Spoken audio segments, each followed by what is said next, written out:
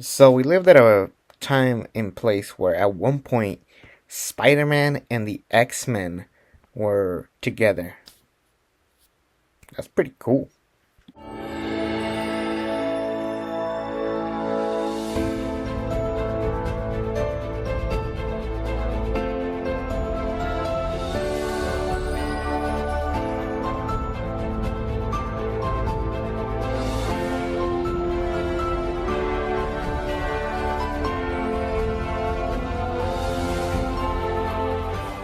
Now in 1981 we had a TV show called Spider-Man and His Amazing Friends.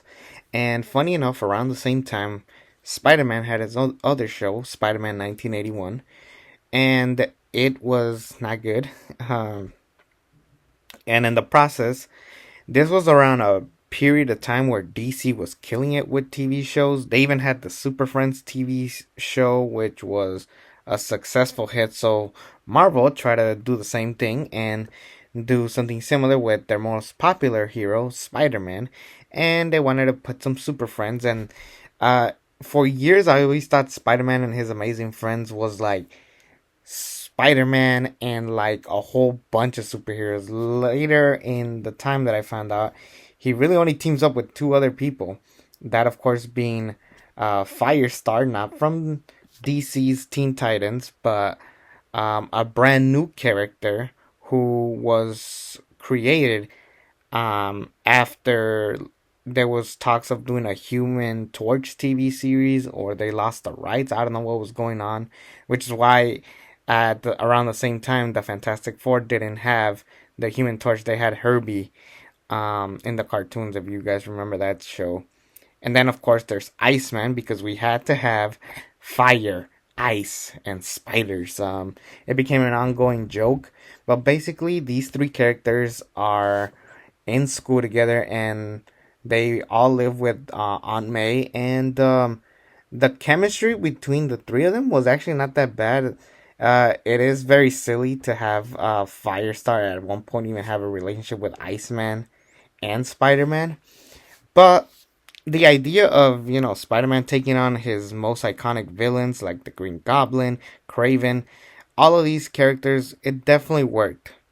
Now, for me personally, I was more invested on what they were gonna do with Iceman and Firestar, because they could have taken advantage of the idea of not just focus on Spider-Man stuff. I mean, obviously the title is Spider-Man and His Amazing Friends, but at some point, I believe that the best episodes, or actually my favorite episode of all 24 that you can watch on Disney Plus, was the X Men crossover, because we got to explore a little bit more of Iceman and Firestar. And eventually, because of this show, Firestar started getting comic books and stories out there. So, in a way, it kind of benefited, even though it was a made up character for this cartoon, particularly. One thing that I definitely did enjoy was the aspect of how they collab with other heroes.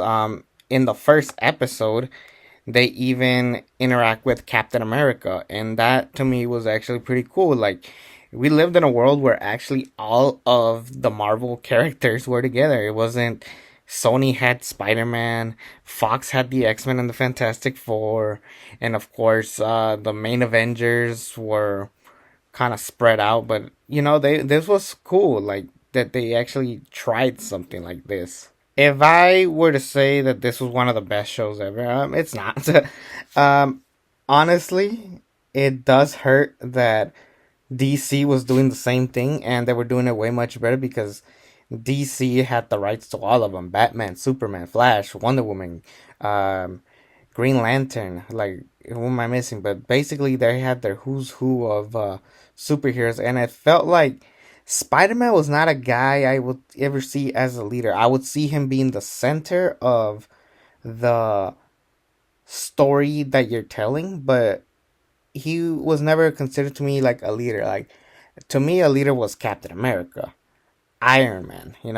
Like, how cool would it have been, honestly, if Captain America was the leader and it was through the perspective of Peter Parker's life. Like that would have been actually pretty cool, and it could have been essentially what the Homecoming trilogy was trying to do with Tom Holland's Spider-Man. Um, but without the Avengers being divided because, of course, Civil War. Um, it, I think it is a fun watch for the most part. It does heavily rely on crossovers with other characters, but my favorite moments, honestly, have to be when it's just the three of them. It is cool to have other crossovers, but the three of them, when they have their own moments, their own chemistry, it is actually a very, very fun show. Um, I would have to give it a B minus. It is a very entertaining show, but not the greatest show. And it didn't help that another Spider-Man TV show was on the works, and then DC Comics was killing it. So for me, I would say, it's worth a watch. It's only 24 episodes on Disney Plus if you have it.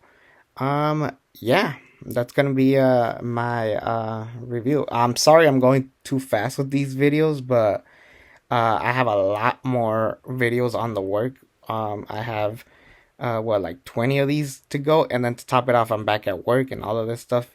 But the following video, I know for a fact we're gonna be talking a lot on that one because it is the video game following Spider Man's PS5 2018 game, and that, of course, is Spider Man Miles Morales.